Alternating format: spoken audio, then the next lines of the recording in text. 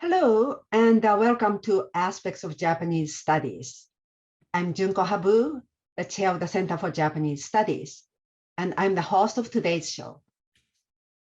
Aspects of Japanese Studies is a short talk series that showcases the research being conducted by faculty, graduate students, visiting scholars, and alumni of the Center for Japanese Studies. Today's event is co-sponsored with the Center for Korean Studies and the Institute for South Asia Studies. We'll be doing a short Q&A session after the 15-minute talk. For those of you joining us live today, you can submit questions at any point during the talk using the chat box. Please do not use Q&A webinar function for your questions. So today, I am delighted to introduce Keiko Yamanaka, continuing lecturer of the Department of Ethnic Studies and International and Area Studies. Keiko is an affiliated faculty member of the CJS, and her research focuses on international migration in Asia, mostly among subregions of East, Southeast, and South Asia. Due to uneven economic development among these regions, more developed but labor-short countries, such as Japan, South Korea, Malaysia, Singapore, and Taiwan, import labor from the less developed and labor-redundant countries, such as China, Indonesia, the Philippines, and many other neighbors. Over many years of research in Japan, South Korea, Nepal, and the Philippines, Keiko has studied immigration policies and employment conditions for migrants in the Asia's labor-receiving countries. At the same time, Keiko also documented the slow but steady development of immigrant families and communities in these countries. The title of her presentation today is Nepali Migration to Japan and Korea, Converging Ends, Diverging Path, and Contrasting Effects. Please welcome Keiko. Thank you very much, Junko-san, for the generous introduction. Let me begin.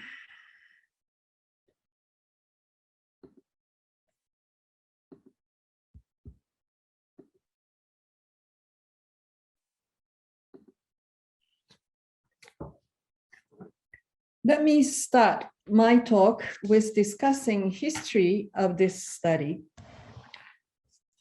Facing increasing labor shortages in the 1990s, Japan and Korea needed migrant workers, but did not want them to settle down.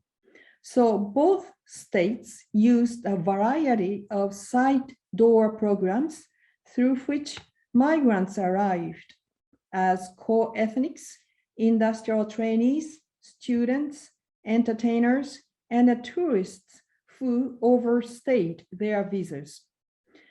In 1990s and 2000, I conducted a study of community of Nepali migrant workers in Shizuoka and Aichi prefectures. They were visa overstayers working for small employers in the manufacturing industry.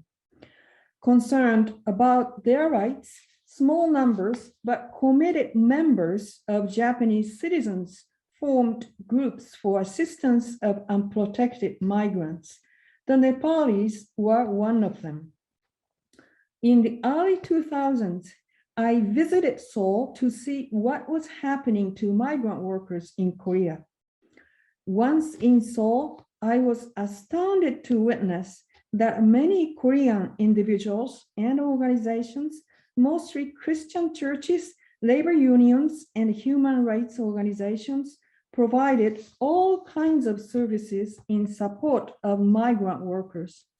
The scenes were contrasting from the ones in Japan, where citizens groups are small and short of manpower and funding.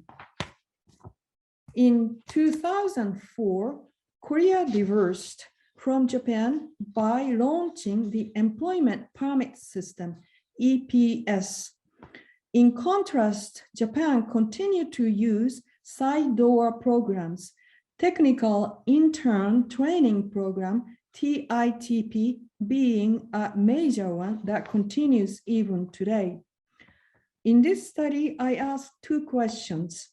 Why and how did Japan and Korea diverge in policies, although they share the same goal to prohibit unskilled migrants from settling? What are the results of the diverging policies? In pursuing my questions, I used two theories. The convergent hypothesis says that immigration policies of advanced economies become similar because they copy the policies each other. The gap hypothesis says that immigration policy is contradictory because it seeks a contradictory goal, which is labor is needed, but people are unwanted. Consequently, there are gaps between policy and a practice. The different results of diverging policies are clear in my photos. In Japan, there are two major populations of Nepali migrants: cooks in Indo-Nepali restaurants and their families, and students in Japanese language and vocational schools. In Korea, there is only one category of workers, those on EPS, mostly unaccompanied males. In Japan, as of June 2020, there were a total of nearly 100,000 registered residents. The cooks and their families occupy 45% of the share. Adding the students' share, 26%, altogether more than 70% of the resident population. As you see, Nepalis do not come as interns on the TITP. In Korea, as of December 2019, there were 43,000 Nepali residents, of whom 83% were on the EPS, mostly males. Before I discuss the different results, I would like to mention the increasing importance of international migration to Nepali individuals, households, and economy. In late 2010s, remittances reached nearly $9 billion US, the amount equivalent to nearly 30% of Nepal's GDP. This makes the country to be the fifth highest remittance recipient of the world. Where do the Nepalis go? Most unskilled migrants go to India, the Middle East, and Malaysia, where English-speaking skilled workers and students go to UK, US, and Australia. For the Nepalis, Japan and Korea are popular destinations for high wages, but they are known to be difficult to enter. Then, how do they get there? How do they work there?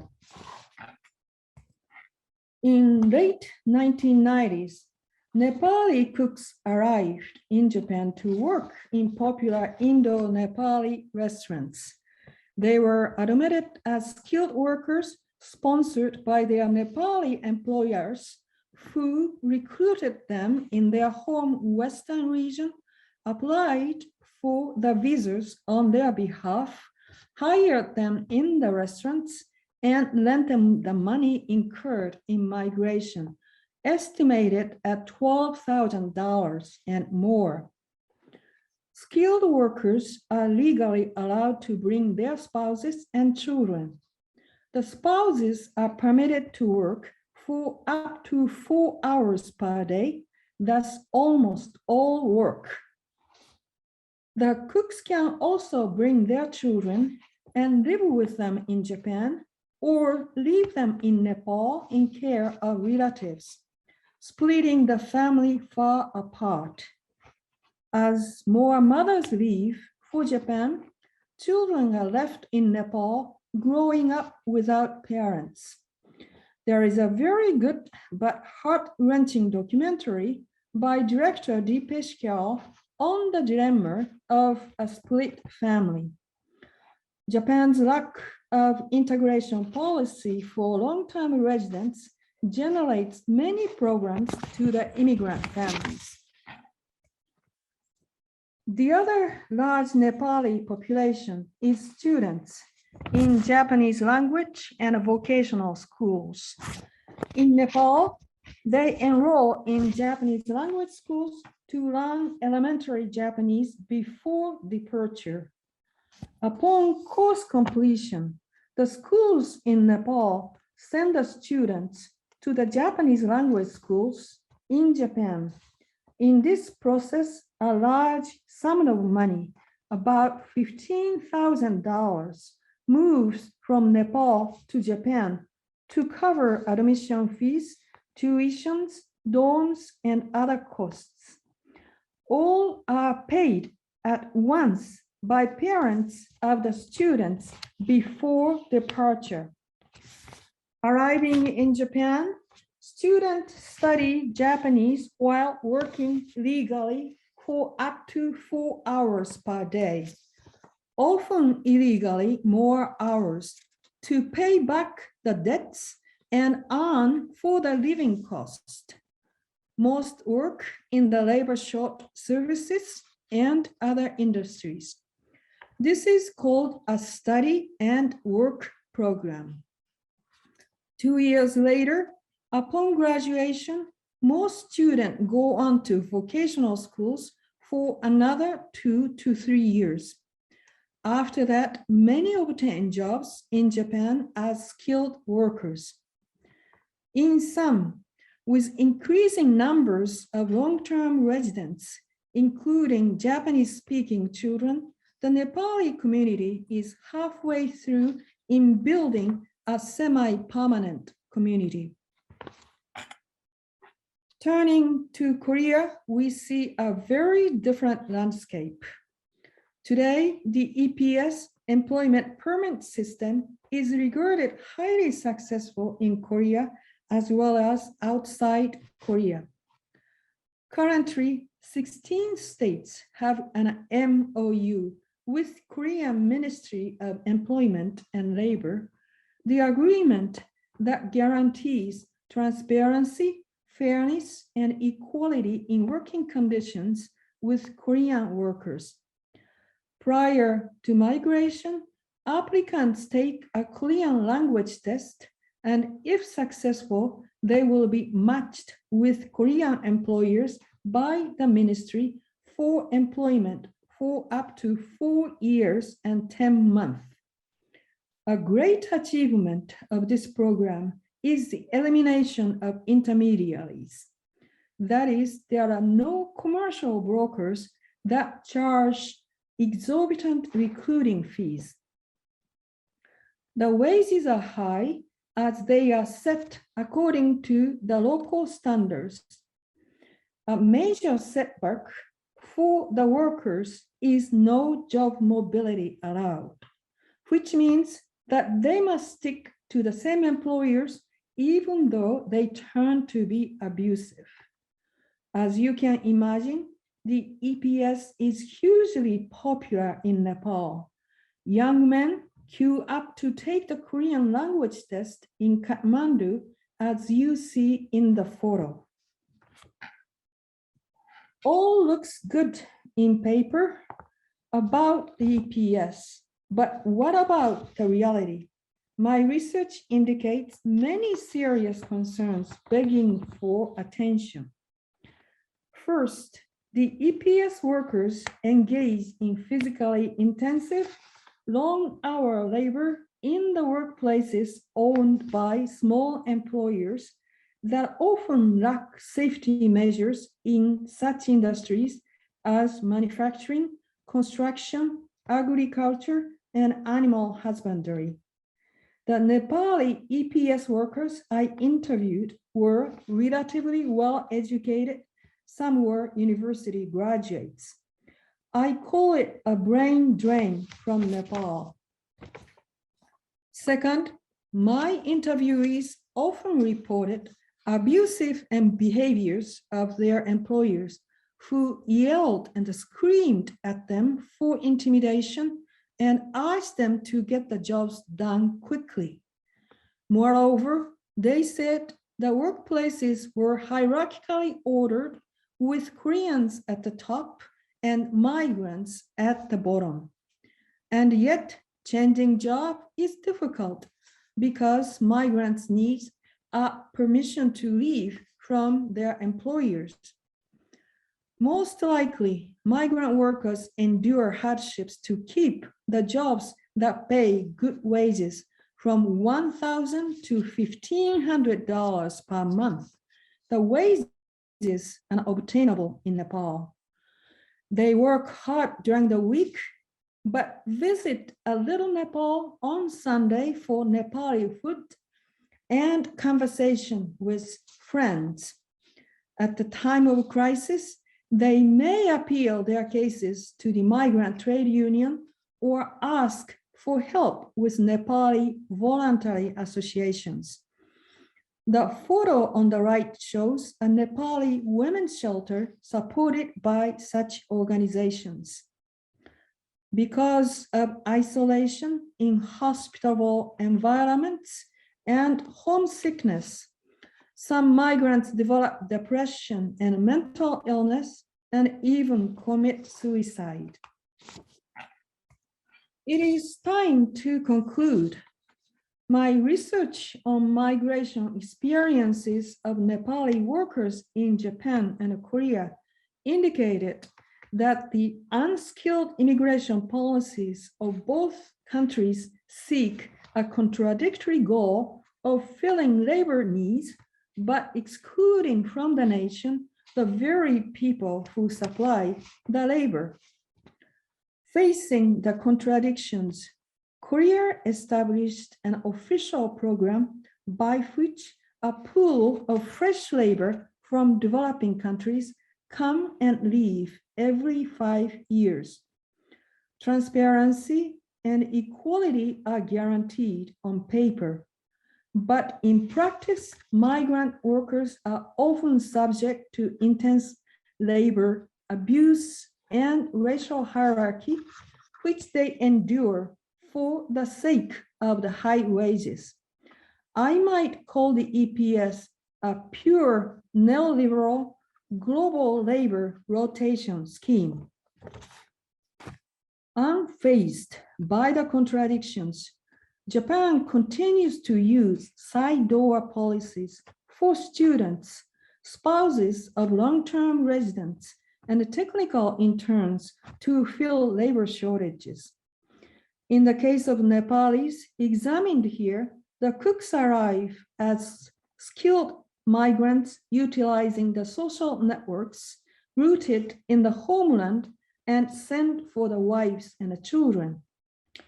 Young Nepalis also use the networks of language schools to arrive as students who take up part-time jobs and later full-time jobs as skilled workers. I might call this a social network and a social capital model, outsmarting the state policy. A side note about Japan is that in April 2019, the state finally launched the SSWP, Specified Skilled Workers Program, that treats workers as workers with job mobility. However, it has not yet taken off fully as initially expected. It is partly because the TITP, the internship program, is still in place because Japanese employers prefer it over the new SSWP.